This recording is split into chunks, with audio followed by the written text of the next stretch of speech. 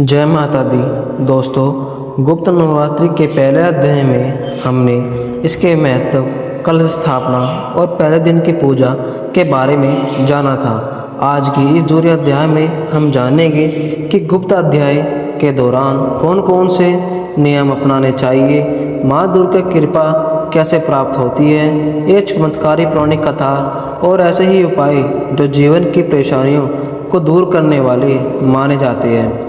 इसलिए वीडियो को अंत तक अवश्य देखें। गुप्त नवरात्रि के जानते हैं अब गुप्त नवरात्रि का नियम। गुप्त नवरात्रि में मन, वचन और कर्म की शुद्धता का विशेष महत्व माना गया है। सुबह मुहूर्त में उठकर स्नान करें और साफ वस्त्र पहनकर माता रानी का ध्यान, पूजा स्थान पर दीपक जलाएं, धूप अर्पित करें और माता दुर्गा को लाल फूल, चुनरी, फल और मिठाई अर्पित करें। इन 9 दिनों में सात्विक भोजन करें, लहसुन, प्याज और मांसाहारी से दूर रहे। यदि संभव हो तो क्रोध, झूठ और कटु वचन से भी बचें। प्रतिदिन दुर्गा सप्तमी, दुर्गा चालीसा या ओम एक काली चामुंडाय विश्व मंत्र का जाप करें। अब जानते हैं माँ दुर्गा की कृपा कैसे प्राप्त होती है। शास्त्रों के अनुसार जो भक्त सच्चे मन से माता रानी का स्मरण करता है, उसकी मनोकामनाएं धीरे धीरे पूर्ण होने लगती है। यदि घर में आर्थिक तंगी है, परिवार में कलह रहती हो या किसी कार्य में बार बार बाधा आती हो, तो गुप्त नवरात्रि में माता के सामने अखंड दीपक जलाकर प्रतिदिन प्रार्थना करें। मान्यता है कि माता अपने भक्तों के दुखों को हर कर सुख समृद्धि और शांति प्रदान करती है। अब जानते हैं, बहुत समय पहले एक निर्धन ब्राह्मण था। वह माता भक्ति का अन्य भक्त था। उसके पास धन नहीं था, लेकिन उसकी भक्ति सच्ची थी। एक दिन एक महात्मा उसके घर आए। उन्होंने ब्राह्मण की भक्ति देखकर कहा, यदि तुम गुप्त नवरात्रि में पूरी श्रद्धा भाव से माता की उपासना करोगे तो तुम्हारे जीवन के सभी कष्ट दूर हो जाएंगे। ब्राह्मण ने 9 दिनों तक नियम पूर्वक व्रत रखा, माता रानी की आराधना की और किसी भी दिन पूजा में लापरवाही नहीं की। नवमी के दिन तब भगवती ने स्वप्न में दर्शन दिए और कहा, वत्स, मैं तुम्हारी भक्ति से अत्यंत प्रसन्न हूँ। तुम्हारे घर कभी और अन्न की कमी नहीं होगी। जब ब्राह्मण की आँख खुली तो उसने देखा कि उसके जीवन में धीरे धीरे सुख और समृद्धि आने लगी। उसकी गरीबी दूर हो गई और उसका परिवार आनंद पूर्वक जीवन।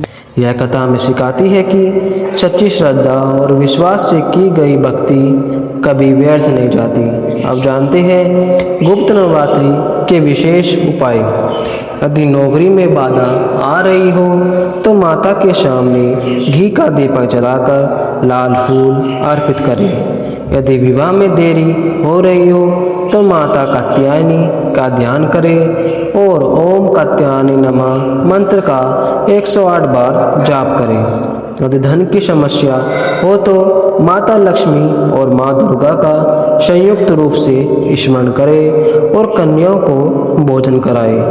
यदि घर में नकारात्मक रहती हो तो सुबह शाम कपूर जलाकर पूरे घर में उसकी आरती करें। अब जानते हैं गुप्त नवरात्रि में क्या नहीं करना चाहिए। इन दिनों किसी का अपमान नहीं करना चाहिए, झूठ, क्रोध और लालच से बचना चाहिए, पूजा स्थान को गंदा नहीं करना चाहिए, बिना किसी का दिल दुखाना नहीं चाहिए, माता की पूजा दूरी छोड़कर बीच में नहीं उठना चाहिए। अब जानते हैं माता रानी का संकेत। धार्मिक मान्यता के अनुसार यदि गुप्त नवरात्रि में आपको लाल फूल, नारियल, कमल, गाय या छोटी कन्या के शुभ दर्शन हो तो इसे माता की कृपा का संकेत माना जाता है। यदि पूजा करते समय मन में शांति और सकारात्मक ऊर्जा महसूस हो तो यह भी शुभ माना जाता है। धार्मिक ग्रंथों और लोक मान्यता के अनुसार जब कोई भक्त सच्चे मन से, पूर्ण श्रद्धा और निष्कर्म भाव से माँ भगवती की आराधना करता है तो माता किसी न किसी रूप में अपनी कृपा का अनुभव अवश्य करती है। यह कृपा हमेशा चमत्कार के रूप में दिखाई दे। ऐसा अवश्य नहीं है, कई बार यह हमारे जीवन में छोटे छोटे शुभ संकेतों के रूप में प्रकट होती है। यदि गुप्त नवरात्रि के दौरान आपके घर का वातावरण पहले की तुलना में अधिक शांत और सकारात्मक महसूस होने लगे, पूरे परिवार के सदस्यों के बीच प्रेम और अपनापन बढ़ने लगे, तो इसे भी माँ दुर्गा की कृपा का शुभ संकेत माना जाता है। यदि लंबे समय से रुका हुआ कोई अचानक बनने लगा, किसी पुराने विवाद का समाधान निकल आए या बिना अपेक्षा के कोई शुभ समाचार प्राप्त हो जाए, तो श्रद्धालु इसे माता रानी के आशीर्वाद का संकेत मानते हैं। कई भक्त बताते हैं कि गुप्त नवरात्रि में नियंत्रपूर्वक पूजा करने के बाद उनके मन में भय, चिंता, निराशा कम होने लगती है, उनकी भक्ति में विश्वास बढ़ता है और मन भगवान के स्मरण में अधिक लगने लगता है। आध्यात्मिक परंपराओं में इस भी देवी की कृपा का एक सुंदर अनुभव माना जाता है। यदि आपको बार बार जय माता दी सुनने को मिले, देवी के भजन सहज ही आपके कानों में पड़े या अचानक माँ दुर्गा के मंदिर जाने का अवसर मिल जाए, तो अनेक लोग इसे भी शुभ संयोग मानते हैं। ऐसा अवसरों पर माता का स्मरण करके उनका धन्यवाद करना चाहिए। कुछ लोगों को गुप्त नवरात्रि के दौरान स्वप्न में मंदिर, दीपक, कलश, सिंह, कमल या माता के चरणों के दर्शन होते हैं। धार्मिक मान्यताओं के अनुसार ऐसा स्वप्न शुभ माने जाते हैं और इन्हें ईश्वर की प्रेरणा समझकर अपनी साधना और भक्ति को अधिक बढ़ाना चाहिए। यदि आपको मन में अचानक दान, सेवा, गरीबों की सहायता या गौ सेवा की भावना जागृत होने लगे, तो यह भी एक सकारात्मक आध्यात्मिकता परिवर्तन का संकेत माना जाता है।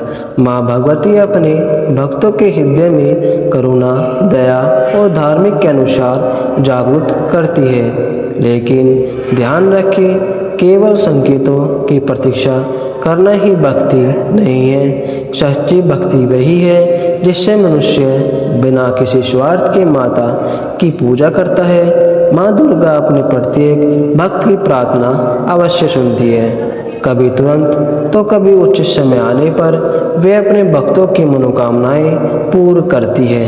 इसलिए गुप्त नवरात्रि के इन पावन दिनों में प्रतिदिन माँ दुर्गा का स्मरण करें, माता के चरणों में अपनी श्रद्धा अर्पित करें और विश्वास रखें कि माँ भगवती की कृपा आपके जीवन को सुख, समृद्धि, स्वास्थ्य और सफलता से भर दे। ये प्रेम से जय माता दी। तो गुप्त नवरात्रि केवल व्रत रखने का पर्व नहीं है, बल्कि आत्मशुद्धि, साधना और माता रानी की कृपा प्राप्त करने का दिव्य अवसर है। यदि आप पूरी श्रद्धा और विश्वास से इन 9 दिनों में माता की उपासना करोगे, तो माँ भगवती निश्चित रूप से आपकी मनोकामनाएं पूर्ण करेगी। जय माता दी। अगर आपको यह कथा पसंद आई हो तो वीडियो को लाइक करें, अपने परिवार और मित्रों के साथ शेयर करें और हमारे चैनल को सब्सक्राइब करना ना भूलें। अगले अध्याय भाग 3 में हम जानेंगे गुप्त नवरात्रि के तीसरे दिन की महिमा, माँ चंद्रघंटा की पूजा विधि, शुभ उपाय, एक अद्भुत कथा। जय माता दी।